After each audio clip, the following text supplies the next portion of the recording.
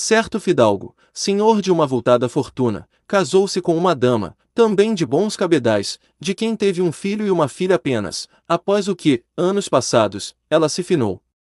Em breve, contraiu segundas núpcias, a segunda esposa, posto que de mais baixa condição e menores haveres que a primeira, tomou a peito aborrecer e maltratar os filhos que ele tivera da outra mulher. O que fez a desarmonia da família, tanto no que respeita às crianças, como no que toca ao próprio pai. O primeiro resultado de tal comportamento da madrasta no seio da família foi o filho, mal principiou a sentir-se homem, ter pedido ao pai que o deixasse viajar por terras estranhas.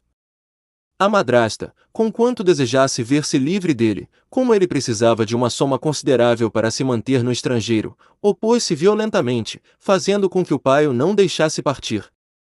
Depois de lhe ter dado autorização para isso, tão arreliado ficou o rapaz que, depois de haver renovado seu pedido ao pai, com todo o respeito, quer diretamente, quer por intermédio de alguns parentes, sem ter conseguido seu intento, encorajado algum tanto por um tio, irmão da sua mãe, primeira mulher do pai, resolveu partir de casa sem licença, e se assim o pensou, melhor o fez. Por que parte do mundo viajou, não me lembro, parece que o pai se manteve em contato com ele por algum tempo e em condições de lhe fazer chegar às mãos uma razoável pensão para sua mantença, a qual o rapaz mandava receber por meio de cartas de crédito, regularmente pagas, mas, algum tempo depois, governando a casa a madrasta, uma dessas cartas foi recusada e, depois de protestada, devolvida sem aceite, após o que, não mandou mais nenhuma, nem nunca mais escreveu, e o pai nunca mais ouviu falar dele durante 4 anos, pouco mais ou menos.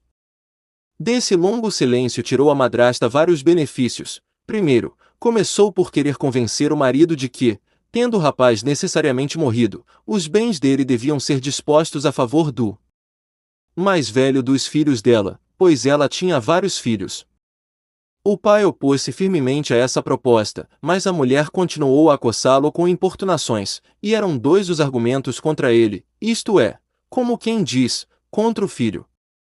Primeiro, se ele tivesse morrido, não havia lugar para objeções, pois o filho dela era o herdeiro legítimo.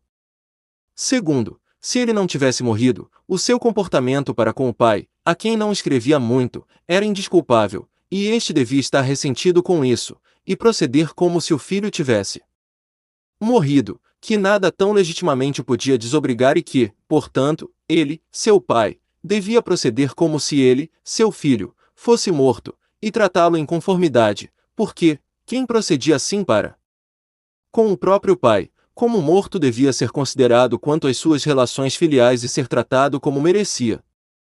O pai, no entanto, opôs-se por muito tempo, alegando não poder decidir em consciência, que muita coisa podia ter acontecido no mundo que impedisse o filho de escrever, que podia ter sido feito prisioneiro dos turcos e levado como cativo, que podia achar-se entre os persas ou os árabes, o que parecia ser o caso, e, assim não poder enviar novas suas, e que não se conformaria em deserdá-lo. Antes de verificar se tinha ou não razão para o fazer ou se o filho o tinha ou não ofendido. Esta resposta, conquanto justa, estava longe de calar as queixas da mulher, queixas tamanhas que não dava descanso ao marido, fazendo a inquietação de toda a família, causava um grande mal-estar e, numa palavra, compelia os filhos a fazerem o mesmo, e o fidalgo via-se tão consumido que 1 ou 2 vezes esteve a ponto de anuir, mas o coração repontou e ele voltou atrás com a sua palavra, recusando. Como quer que fosse, o fato de o ter levado tão longe constituiu um encorajamento para ela prosseguir com as suas impaciências e solicitações.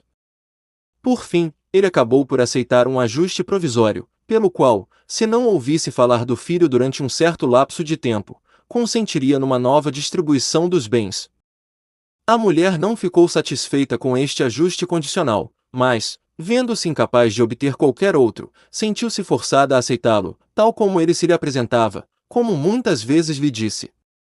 Estava, no entanto, pouco satisfeita com o prazo por ele fixado em 4 anos, como atrás ficou dito.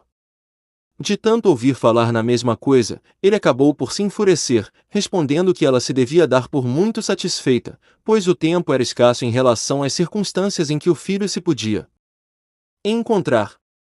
O certo é que ela tanto o atormentou, que acabou por persuadi-lo a reduzir o prazo para 1 ano, mas, antes de tal consentir, disse-lhe, um dia, num ataque de cólera, que esperava, mais tarde ou mais cedo, que o espectro do filho aparecesse a ele e lhe dissesse que estava morto, e que convinha que fizesse justiça aos seus demais filhos, pois ele nunca mais voltaria para reclamar os seus bens. Quando, por fim, ele acabou, contra a vontade, por consentir na redução do prazo para 1 ano, disse-lhe esperar que o espectro do filho, posto que o não tivesse por morto, aparecesse a ela, e lhe dissesse estar vivo, antes de o prazo findar. Por que não onde as almas injuriadas dos vivos, disse ele, andar por esse mundo como as dos mortos? Aconteceu que, uma tarde, depois disto, estando numa áspera quesilha por causa do mesmo assunto, certa mão surgiu, subitamente, num postigo, como se tentasse abri-lo. Como todos os postigos de ferro usados nesse tempo abriam para fora, embora se fechassem e prendessem por dentro, a mão parecia procurar, debalde, abrir o postigo. O fidalgo não deu por isso, mas a mulher, que viu, ergueu-se repentinamente, como que assustada e, esquecendo a briga, levantou as mãos para o céu. Valha-me Deus! Disse ela. Há ladrões no jardim. O marido correu imediatamente para a porta da sala onde se encontravam e, abrindo-a, espreitou para fora. Não está ninguém no jardim, disse ele, dizendo que, fechou de novo a porta e voltou para o seu lugar. Tenho a certeza, replicou ela, que vi um homem ali. Então, era o diabo, disse ele, pois estou certo de que não há ninguém no jardim. Eu ia jurar, tornou ela, que vi um homem meter a mão para abrir o postigo, mas, achando-o preso, e, suponho eu, acrescentou, vendo-nos aqui, fugiu. É impossível ter fugido, replicou ele. Não corri eu para a porta imediatamente? Além disso, sabes bem que os muros que cercam o jardim não o deixariam fugir. Suplico-te! Exclamou ela colericamente. Não estou embriagada, nem muito menos a sonhar, sei muito bem reconhecer um homem. E não estava escuro, o sol ainda não se pôs de todo. Estás apenas assustada com alguma sombra, disse ele, e cheio de maldade. Coisas destas só costumam acontecer às pessoas que não têm a consciência tranquila. Quem sabe se era o diabo? Não, não. Eu não me assusto facilmente. Disse ela. Se era o diabo no espectro do teu filho, que deve ter vindo dizer-te que está no inferno, e por isso deves dar os teus bens ao mais velho dos teus filhos bastardos, já que desprezas-o legítimo herdeiro. Se fosse o meu filho, disse ele, é que vinha dizer-nos estar vivo, isso te garanto eu, e perguntar como pode ser tão diabólica que o queiras deserdar. E, dizendo isto, exclamou em voz alta, por 2 vezes, erguendo-se impetuosamente da cadeira, Alexandre, se estás vivo, aparece, e faz com que eu deixe de ser insultado todos os dias por causa da tua morte. Estas palavras não eram ditas quando o postigo, onde a dama tinha visto a mão, se abriu por si mesmo e Alexandre, em pessoa, fitando a madrasta com um irado semblante, gritou, estou aqui. E desapareceu no mesmo momento. A dama, até aí tão senhora de si, soltou um espantoso grito que alarmou toda a casa. A criada dela correu à sala para ver o que tinha acontecido, mas a ama tombara, desmaiada num cadeirão. Não caíra por terra, porque, estando ali uma grande cadeira, se apoiara a um dos braços dela, onde imediatamente a ampararam, só muito depois, no entanto, recuperou os sentidos. O marido tinha corrido imediatamente para a porta do salão, e, abrindo-a, saiu para o jardim, onde não viu ninguém. Depois, dirigiu-se a outra porta praticada diretamente sobre o jardim, em seguida, a outras 2 que conduziam para fora dele, uma ao pátio da cavalariça e outra ao campo, que se estendia para além da cerca. Todas estavam bem fechadas e trancadas.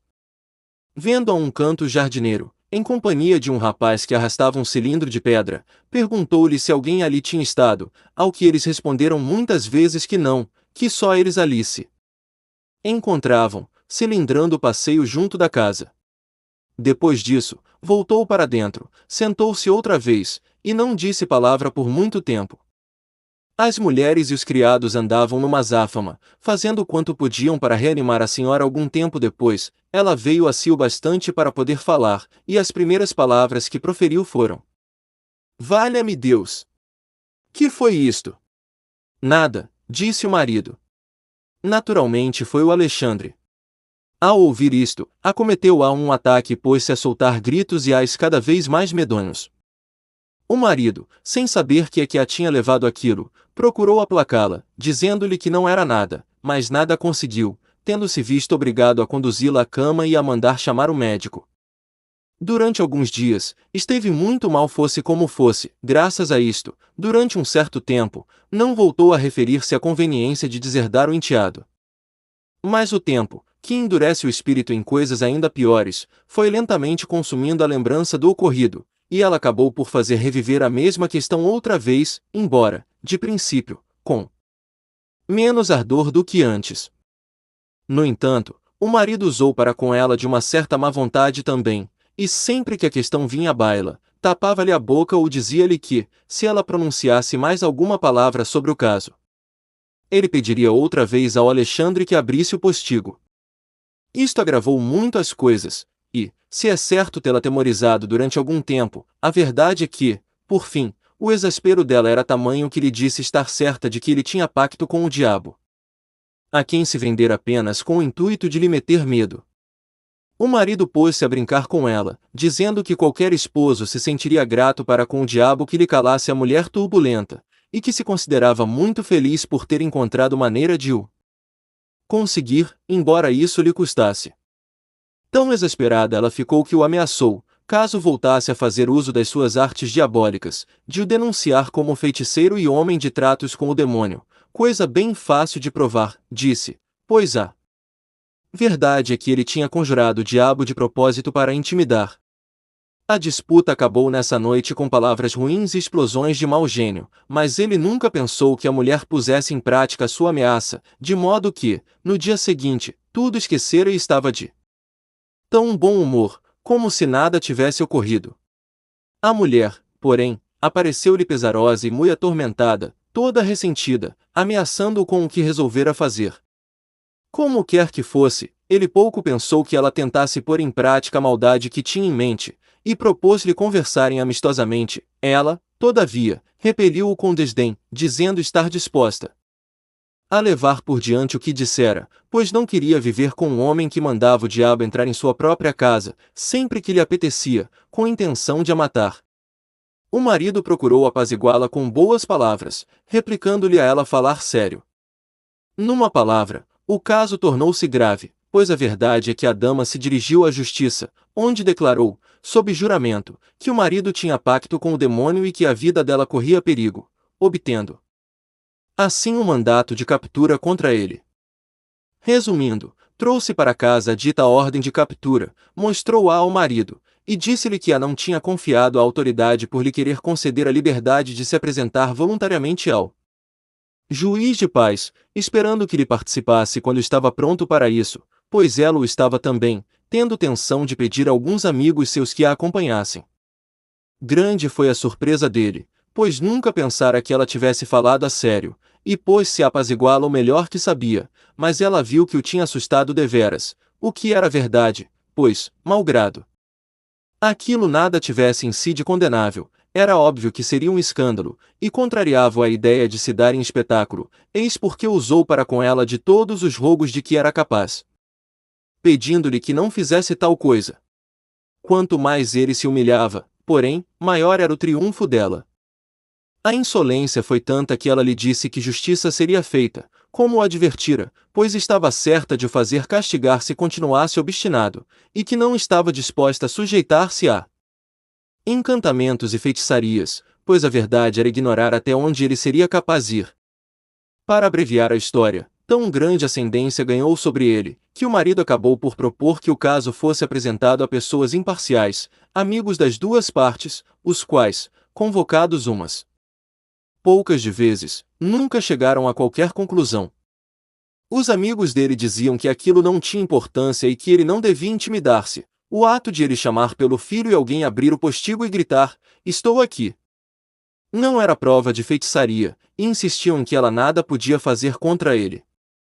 Os amigos dela comportavam-se altivamente, por ela instigados, alegando que ela estava pronta a jurar que ele a tinha ameaçado com o fantasma do filho, porque ele fizera aparecer um espectro. Chamando pelo rapaz, evidentemente já falecido, e o fantasma aparecerá imediatamente, que ele não poderia ter pedido ao diabo que lhe apresentasse o filho se ele próprio não tivesse pacto com um demônio e se não falasse com os espíritos, e que isto era de graves consequências para ela. Perante tudo isto, o fidalgo carecia de coragem para resistir, sendo grande o seu receio de um escândalo, eis porque parecia dolorosamente perplexo, sem saber que fazer. Quando ela percebeu que ele já estava suficientemente humilde, disse-lhe que, se lhe queria fazer justiça, como quem diz, dispor da herança a favor do filho dela, ela estava pronta a renunciar a tudo mais, com a condição de ele lhe prometer não a tornar a assustar com o diabo. Esta parte da proposta exasperou-o de novo, e lançou-lhe em rosto que aquilo não passava de uma calúnia, que estava pronto a afrontá-la e que ela podia provocar a sua própria desgraça. Assim, quebrou o acordo e ela outra vez o começou a ameaçar. Como quer que fosse, persuadiu-o, finalmente, a condescender, entregando-lhe ele um documento escrito pelo seu próprio punho, feito na presença de alguns amigos dela, no qual prometia cumprir o desejo da mulher, se o filho não chegasse nem desse novas dentro de 4 meses.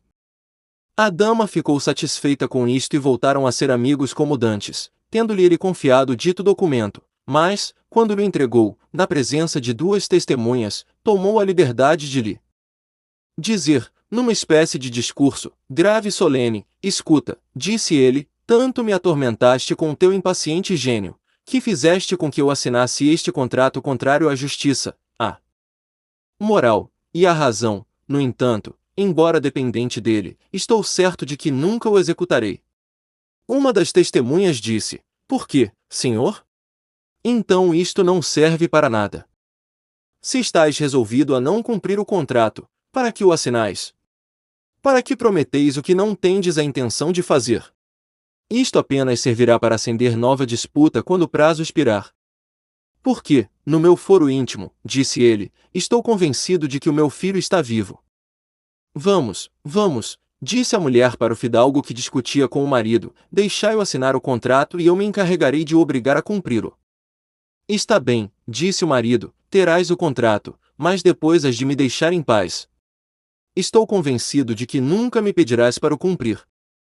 Mas, no entanto, não sou um feiticeiro, acrescentou ele, como tu maldosamente insinuaste. A dama replicou que podia provar que ele tinha pacto com o diabo, pois bastava que chamasse pelo nome do filho para surgir uma alma penada. E pôs-se a contar a história da mão e do postigo. Vamos, disse o fidalgo para o amigo, dai-me a pena, em toda a minha vida nunca tive pactos senão com um diabo, e esse diabo está aqui sentado, disse, virando-se para a mulher, e acabo de fechar com ela um contrato que mulher alguma, a não ser o diabo, seria capaz de obrigar o próprio marido a assinar, e eu assino. Mas também vos garanto, dai-me a pena, que nem ela nem todos os diabos do inferno serão capazes de mo fazer cumprir, lembrai-vos do que vos acabo de dizer. Ela começou a protestar, preparando-se uma nova disputa, mas os fidalgos interpuseram-se e o marido, assinando o escrito, pôs fim à quizilha por aquela vez. Ao fim dos 4 meses, ela exigiu o cumprimento do contrato, tendo sido designado um dia para isso, e os 2 amigos, que tinham servido de testemunhas, foram convidados para jantar nessa ocasião.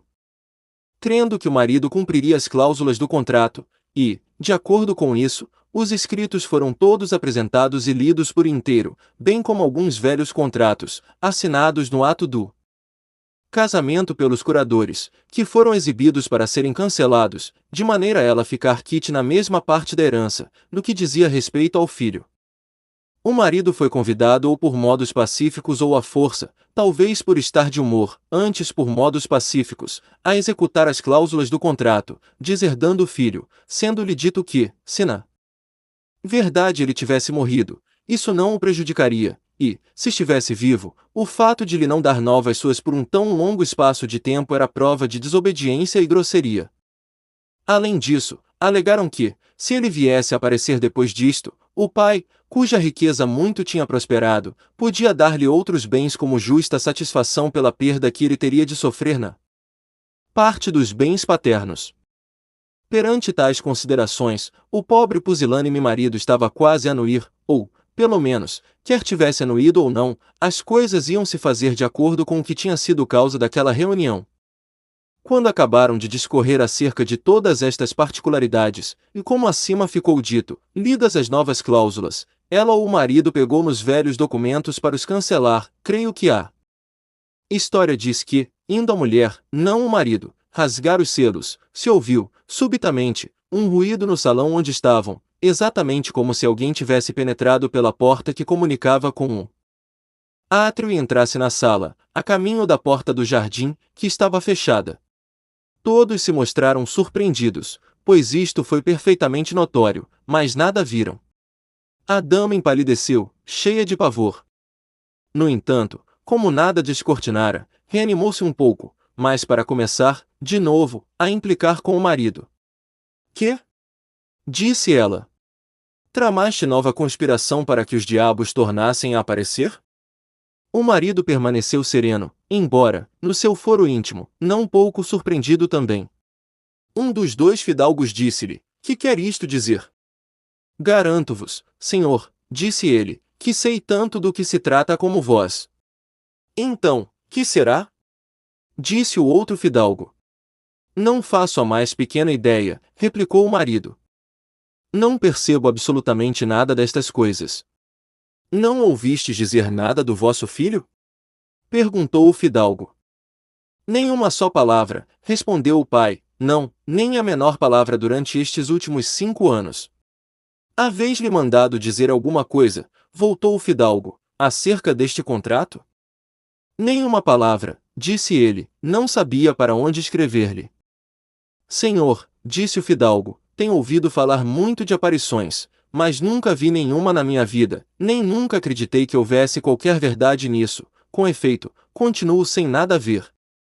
Agora mesmo, mas não há dúvida de que passou algum corpo, algum espírito ou coisa que o valha por esta sala, ouvi distintamente. Estou certo de que há aqui qualquer coisa invisível, tão certo como se a visse. Ainda mais, disse a outra testemunha, eu senti o ar deslocar-se quando passou por mim. Dizem-me, peço-vos, disse ele, voltando-se para o marido, estais vendo alguma coisa? Não, pela minha honra, replicou ele, absolutamente nada. Contaram-me, disse a primeira testemunha, e li algures que uma aparição pode ser visível para umas pessoas e invisível para outras, embora todas juntas na mesma sala. Como quer que fosse, o marido protestou solenemente, perante todos os presentes, que nada tinha visto. Peço-vos, senhor, disse a primeira testemunha, que nos diga se haveis visto alguma coisa já noutra ocasião, se haveis ouvido ruídos ou vozes, ou se haveis tido algum sonho acerca disto.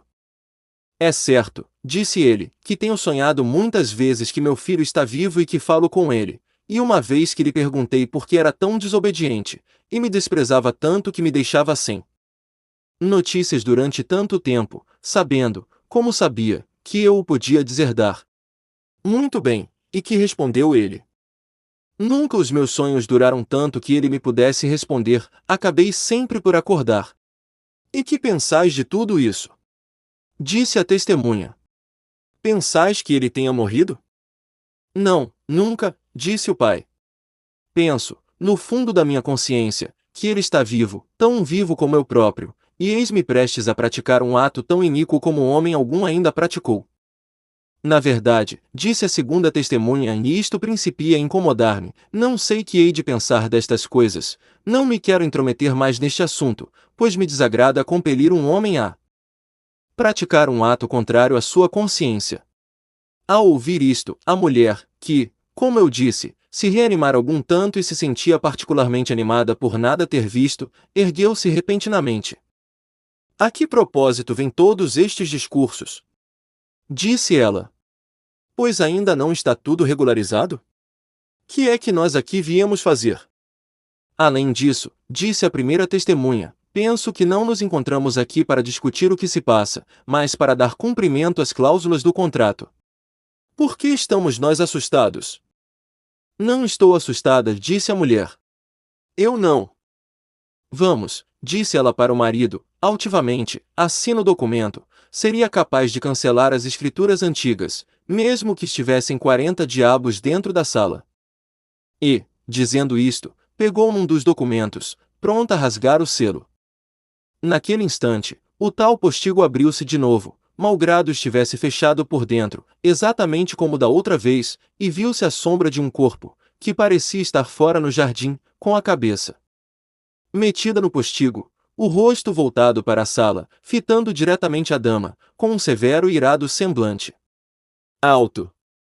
Disse o espectro, como se dirigisse a ela, e imediatamente o postigo se fechou, desaparecendo o fantasma. Impossível descrever o estado de desalento em que esta segunda aparição lançou toda aquela gente, a dama, que até aí se tinha mostrado tão corajosa, capaz de rasgar os selos, mesmo que 40 demônios entrassem na sala, soltou um grito semelhante ao de uma mulher com um ataque, deixando cair os documentos das mãos. As duas testemunhas estavam extraordinariamente assustadas, embora não tanto como os demais, mas uma delas pegou na sentença que ambas tinham assinado e onde o marido era compelido a cumprir o contrato dispondo dos bens do filho. Atrevo-me a afirmar, disse ele, quer se trate de um bom, quer de um mau espírito, que é seu desejo que isto não se chancele. Dito isto, riscou o nome da sentença, no que foi seguido pela outra testemunha, e ambas se ergueram dos seus lugares dizendo que nada mais tinham a fazer ali. O mais inesperado de tudo, porém, foi o próprio marido ter desfalecido de susto, não obstante tudo ser a seu favor, como era evidente. Isto pôs ponto final a toda aquela questão, não só naquele momento, mas para sempre, como depois vinha a saber. A história tem muitas outras particularidades, longas demais para que eu vos enfade com elas, mas duas a que não posso omitir, a saber, que, dentro de 5 meses, pouco mais ou menos, a contar desta segunda aparição, o rapaz voltou das Índias Orientais, para onde embarcara em Lisboa, num navio português, havia 4 anos. 2. Que, tendo sido particularmente interrogado acerca de todas estas coisas, e em especial sobre se tivera tido algum conhecimento delas, ou se alguma aparição, vozes, ou qualquer intimação lhe tinham dado a conhecer o que ocorrera em Inglaterra, ele afirmou repetidamente que de nada tivera notícia, salvo uma vez ter sonhado que o pai lhe escrevera uma carta colérica, ameaçando, caso não voltasse para casa, de deserdá-lo, não lhe deixando um único xelim. Mas acrescentava que nunca tinha recebido em sua vida carta alguma do pai ou de qualquer outra pessoa.